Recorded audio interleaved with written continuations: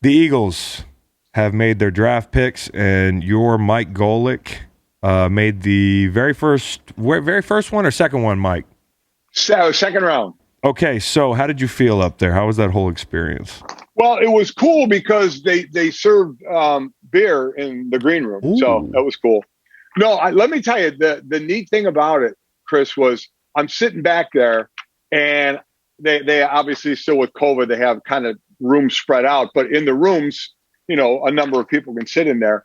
I found myself trading stories with Franco Harris, John Randall, Anthony Munoz, and me. So one of these things just doesn't belong. They all had their gold jackets on.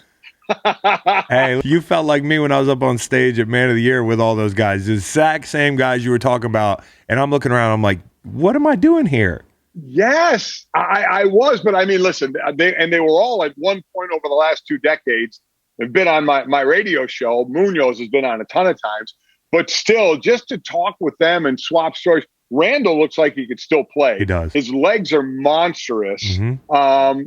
But that was really cool. So there was that moment of, why am I here? You don't think of me as football legend, but I know the media career had something to do with it. It was cool, and it was my hometown. So walking out on that stage, with all the Cleveland fans there, it was pretty cool. There was beer before and after.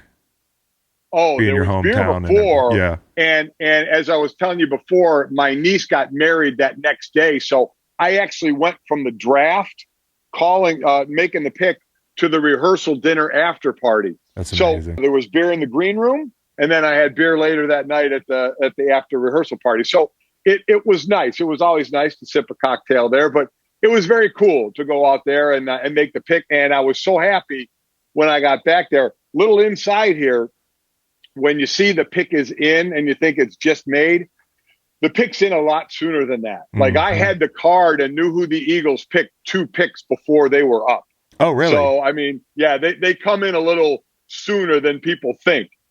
It's not like, cause when you hear the bells, ding, ding, ding, ding, and then the pick is in, they have been in, because I was back and there was one person up there making the pick 2 before Philly, and there was still one other person that had to go make the pick before Philly, and I had the card in my hand of Landon Dickerson, and I was so happy that it was a name I could pronounce.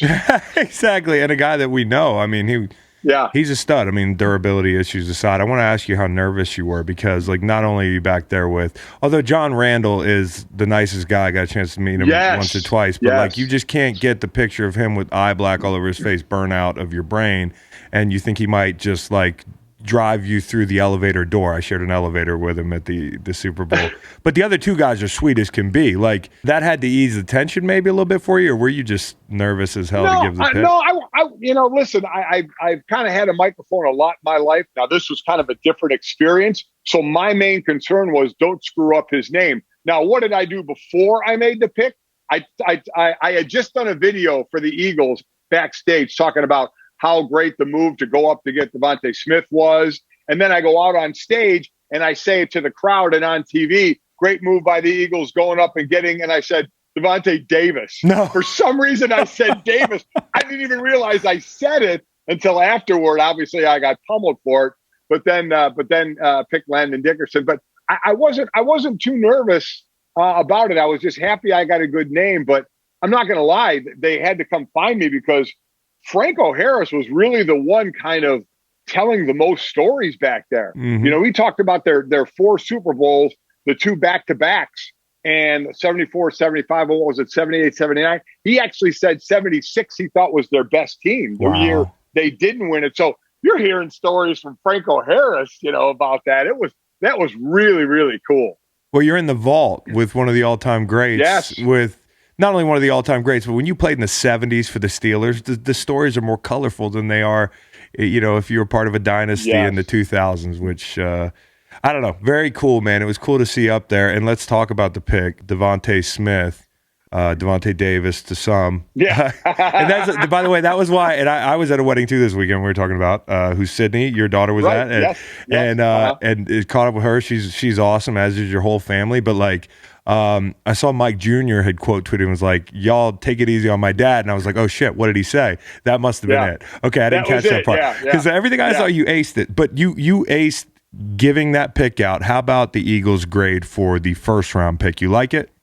Oh, I like it. I know they went up a couple spots for it, and you always work out. And I learned it years ago from Jimmy Johnson when he worked the draft for ESPN one year. His point total of trades within the first round and how you go a point total and if you gave up enough or didn't get enough.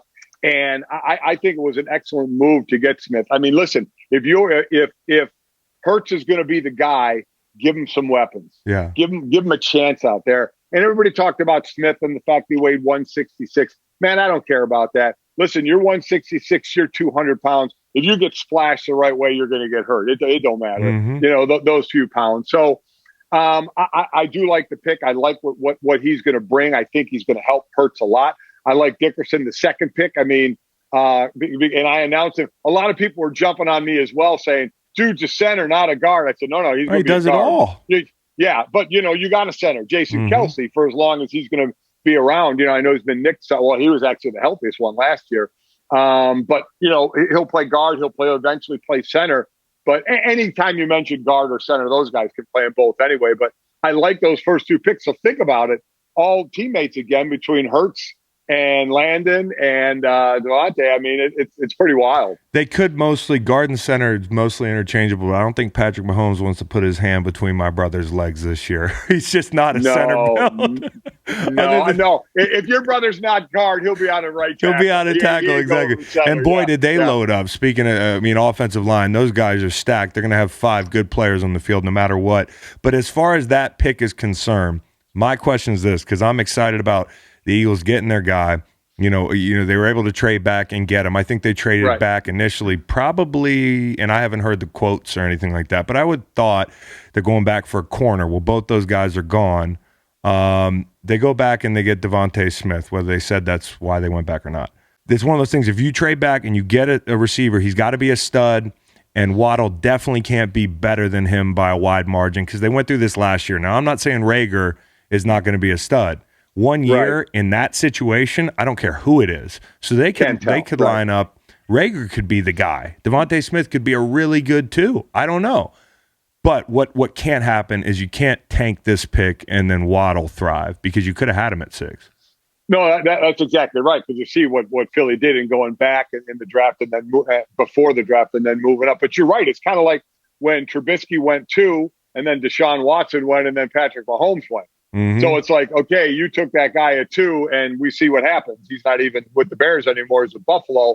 And you say, okay, you had the chance and you screwed that up. So you're right. That GMs, business decision makers have to look at that all the time of where we went to get who we got and who we could have had.